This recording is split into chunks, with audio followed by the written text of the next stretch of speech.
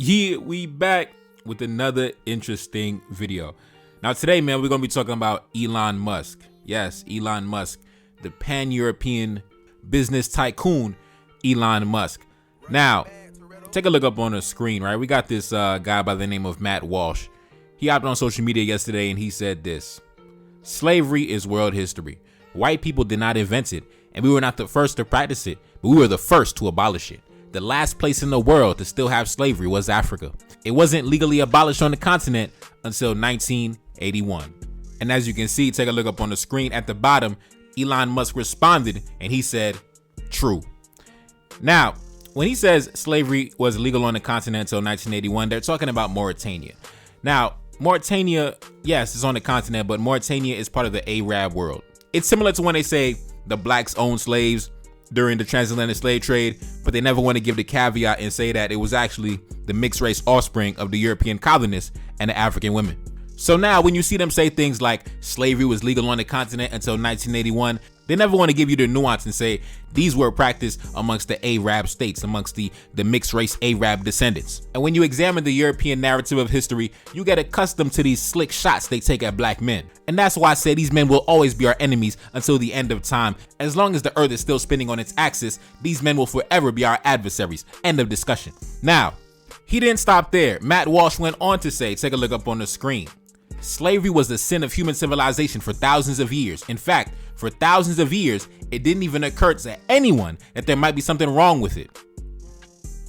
Now, keep in mind, black men been waging war ever since we got on this side of the planet. Ever since black men landed on the colonies, we've been putting foot to ass. We've been sacrificing our lives to fight for freedom. But they said no one was thinking about it. No one was trying to abolish slavery to the white man. Okay, whatever, man. Think about it, though. In order to make this argument that the white man was the first one to think of the idea of human rights and abolishing slavery and fighting for freedom, you have to disregard the many thousands of black men that as soon as they got off them boats, they was fighting for freedom. As soon as they got off them boats, they was sacrificing their lives. You have to disregard the gallons of blood, the oceans worth of blood that was spilled, the sacrifices that were made by the black men whose names we've forgotten about because they were written out of the history books. We have to disregard the efforts made by black men for centuries in order to put the white man on the pedestal. Man, these folks live in delusion. But like I said, these men will always be our enemies until the end of time. Now let's continue.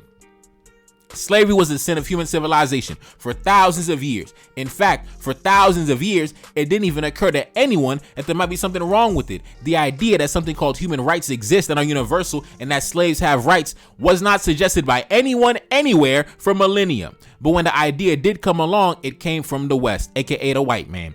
This is why it will always be utterly incoherent to portray white people as the villains of the slavery story. Now, let's take a look at some of the reactions on social media.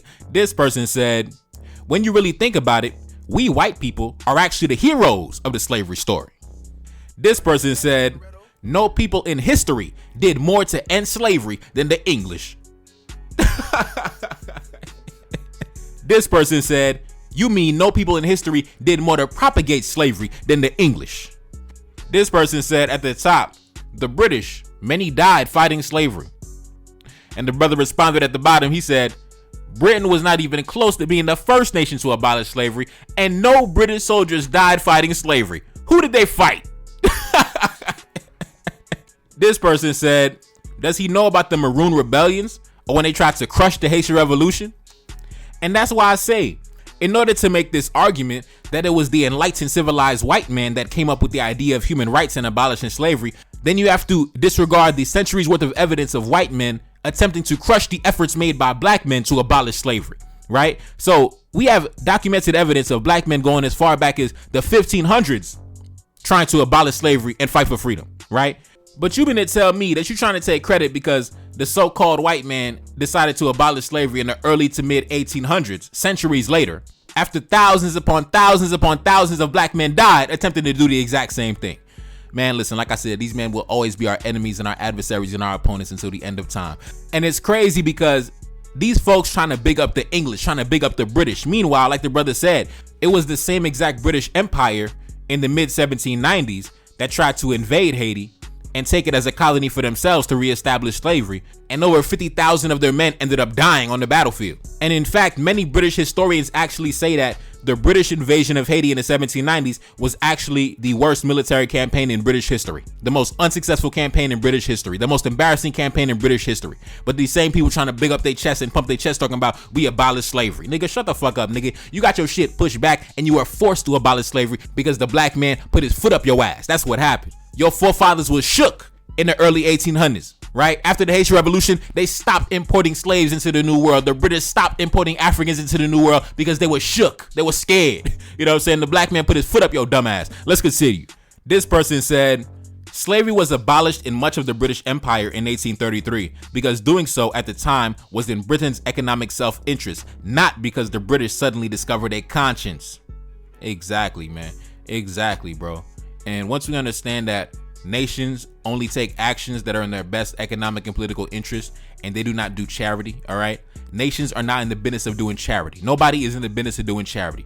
They are in the business of protecting their economic interests, and that's it, right? They might give you a nice little story of why we doing it. We doing it to protect human rights, but the fact of the matter is they're here to protect the money. They're here to protect their economic interests, and that is it. That is it, all right? They might tell a story to the media, give a story to the press. We're here to protect democracy, but the truth of the matter is we are here to protect the money, and that is it. Let's continue.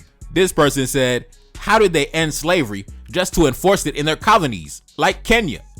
That's what I'm saying, man. These dudes bigging up their chest talking about in the early 1800s, we ended slavery. The enlightened civilized white man. I ended slavery. I saved the Negroes. I abolished slavery. I invented human rights. And then I colonized Africa in the same century. Bro, these dudes talk out both sides of their mouth, man. Talk out both sides of their mouth, man. Listen, all propaganda, no facts. All propaganda, zero facts. Let's continue. This person said at the top, what exactly did white people contribute to the abolition of slavery? And this person responded at the bottom and he said this. There were some white abolitionists. The brother responded and he said this. Most white abolitionists in Britain opposed the Emancipation Act because it was basically slaveholders rewarding themselves for getting out of a business model that was no longer viable. Exactly, man. Exactly. We abolished slavery, then we paid ourselves millions upon millions of dollars as reparations. Oh my goodness. Let's continue. This person said, all they did was they stopped buying slaves and forced them to have intercourse on breeding farms. Exactly. Let's continue. This person said, Europeans taking credit for ending slavery is like drug cartels taking credit for ending the drug trade after quitting drug trafficking and investing drug money in the stock market. Slavery ended because whites stopped enslaving non-whites. They were the ones keeping slavery alive. Now, I love this analogy he used by saying that it was similar to drug cartels going legit and then investing the drug money into legal business, because that is exactly what happened, right? They took the blood money, they took the slave money, and they invested it into various industries that are now very prosperous today. It wasn't like they abolished slavery and said, you know what? Listen, all this blood money, I can't take this blood money. I can't take this dirty money. I'm giving away all this dirty money. No, they still got the dirty money. They still spending the dirty money back from 1747. So what the fuck are these niggas talking about? Let's continue. This person said at the top, that would only make sense if it were the slave traders themselves who abolished slavery and not some non-affiliated politician. The brother responded, he said this, that is exactly what happened. Many of the slaveholders and plantation barons served in the British Parliament and the House of Commons. They compensated themselves and their buddies over 20 million at the expense of British taxpayers. Let's continue. He went on to say, the British Parliament abolished slavery by vote after black people had made slavery unprofitable through rebellion.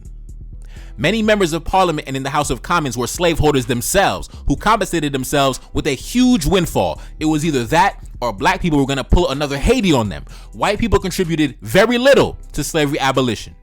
This person said, now it is entirely possible that abolishing slavery largely happened because it became unprofitable, but what would have caused it to be unprofitable? What was different in the 1800s than before? Free market capitalism and the Industrial Revolution. And if we are talking about race, what race was it that spurred those on? You just can't get away from the fact that white people have been a massive net benefit to the world. The brother responded, he said this, the Haitian Revolution caused slavery to be unprofitable. The Haitians massacred all the French slaveholders and burned down all their property, causing France to lose 2/3 of its global trade revenue. Man, my brother was in the shit dropping fire, you know what I'm saying? In the shit dropping fire, riding down on our enemies, you know what I'm saying? Marching on our enemies, descending upon our enemies, man. Fuck them. Let's continue.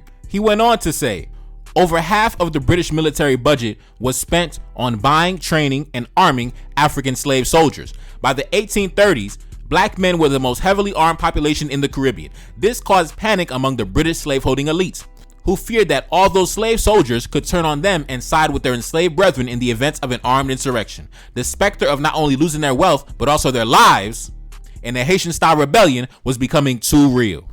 And in fact, since these white boys want to talk about these so-called British abolitionists, I'm going to pull up a letter written by one of the, the most premier British abolitionists of all time, Thomas Clarkson.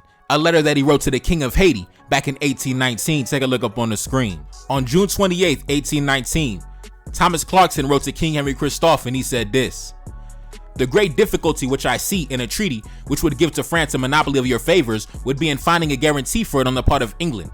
And yet I think there are circumstances which might induce England, even though you excluded her from your commerce, to become a party to such a treaty. You are well acquainted with the internal situation of our West Indian islands. They are populated by men who have been robbed of their liberties and who by the laws of nature have a right to regain them if they can. Our islands, therefore, are full of combustible materials, and you have only to apply a candle to them to set them on fire. Any king of Haiti, if he had the resources of a powerful population, could command the destruction at any time. Our government knows this. Our West Indian merchants and planters know it also, and hence the latter have a jealousy and fear of your majesty's rising greatness. Listen, I don't think them boys really had a conscience back then. I think it was about their economic interests, all right? Stop, save me the bullshit. Oh, we abolished slavery. We saved humanity. Man, listen, you were scared of the black man back in those days, man. The black man had you running scared like a bitch. The black man had you shook like a hoe. Let's continue. This person said, imagine being compensated for stopping slavery unwillingly and then having the audacity to claim that white people abolished slavery. Let's continue. This person said, it's so funny how Europeans are convinced they simply dumped the lucrative business of slave trade and exploitation of African resources just for humanity's sake, when in reality, black people fought for freedom. Exactly. This brother said, the British Navy that supposedly stopped the slave trade in West Africa was in actuality an extortion racket. They mostly went around randomly accusing coastal West African leaders and merchants of slave trading so they could confiscate and auction off the property and then pocket the money. This person said, over 300,000 white men died fighting for the Union in the Civil War. That's not a small contribution. Listen, man, I don't know why they try to promote this narrative like we did it for humanity. I'm pretty sure all those white men were enlisted. They didn't have a choice in the matter. They were like conscripted into the army. Like, what is this shit? Oh, the white man. We came to save the black man. Shut your dumb ass up, bro. Let's continue. This person said, it's amazing. Y'all take credit for allegedly abolishing slavery while also celebrating the suppression of groups that were trying to end it way before you guys. Exactly, man. Exactly. He went on to say, whites be like, we ended slavery in the 1800s. Meanwhile, we were also suppressing groups trying to end it hundreds of years before we did, but give us our credit. The worst part about it is we send our kids to these schools that are taught and controlled by people who share these sentiments. That's the worst part about it, right? That's the worst part about it. It's one thing for the whites to promote this propaganda, but it's worse the fact that we send our kids to these schools to learn this propaganda. Man, listen, we gotta relax. Let's continue. This person said, white people love propaganda because most of it makes them look like heroes. When they go on these racist rants, just pay attention to how little is facts and how much is propaganda. This person said, white people fluctuate between portraying themselves as the most moral people and our ancestors conquered the world and enslaved yours. Exactly, man. These dudes don't know whether they want to be the saviors of humanity, the bringers of democracy, or the conquerors of civilization. I don't understand it, man. On Monday, we the conquerors. On Tuesdays, we the defenders of democracy and human rights. Man, listen, on Wednesday, man, stop it, bro. Just please stop. Just please stop, man. Just nobody buys that shit. Nobody's buying the bullshit you selling, bro. Nobody's buying that shit, man. Nobody's buying that shit. Let's continue. He went on to say, as much as white men pretend like they can embrace the villain role, they are insanely insecure about being looked at as the bad guys and have a perpetual hero complex. That's why they portray other races, especially black men, as barbaric to women in civilization and themselves as the saviors. Bingo. Precisely. Now, man, listen, man, at the end of the day, man, I mean, I don't got nothing to say. Shout out to them brothers, man, that crushed them boys, man. Elon Musk, man, listen, man. I don't got nothing to say to Elon Musk. You know, I don't got nothing to say to Matt Walsh. I don't got nothing to say to no damn white boy. You know what I'm saying? Oh, man, fuck out of here. Anyways, man, it's your boy Neferkari, that's Celine, back in the building. Yes, indeed. Cash App up on the screen, and I'm gone. Peace. Reincarnated, I'm back in original fashion. I left on a horse and came back in the ass, and I left with abundance and came back to famine. We used to be pyramids, now we be rapping. Look how the mighty have fallen. Used to be running, now we be walking. When you be cooning, that's when they applauded. Selling your soul, your sons and your daughter. Gotta come up in this shit, they stuck in the mix. Really, my heart it be breaking. That's why I'm stacking that paper and handle my business. Pass it down in generation. Talking about money and power and building a nation. That's a deadly combination. Never be watching the TV, they pushing agendas, falsifying information. Know they got malice intentions. Step in the room and I'm feeling the tension. Enemy watching me, blocking my vision. Get for the check cause I need my redemption. Building my kingdom, I need it protected. Ready for war like a young Money Congo. Never decided the team is the motto. Up in the crib and I'm whipping up waffles. Up in the crib and I'm smoking gelato. I'm chilling, I'm taking my pain and make it ambition. I'm blessed by the gods, but I ain't religious. I came for the power, they came for the bitch. They making no hourly wage, I got business. This shit is an art and they can never be taught. Selling my soul, I can never be bought. Play with my money, I see you ain't caught. Run to the check and I do it for sport. Babylon falling, I go to the source. Packing my luggage and go overseas. Shorty be with me and she so elite. Shorty be chocolate, I'm calling her Hershey. Secret intelligence probably gon' murk me. Don't fuck with brands, cause nigga I'm Haitian. Say the wrong shit and you're smacking their faces.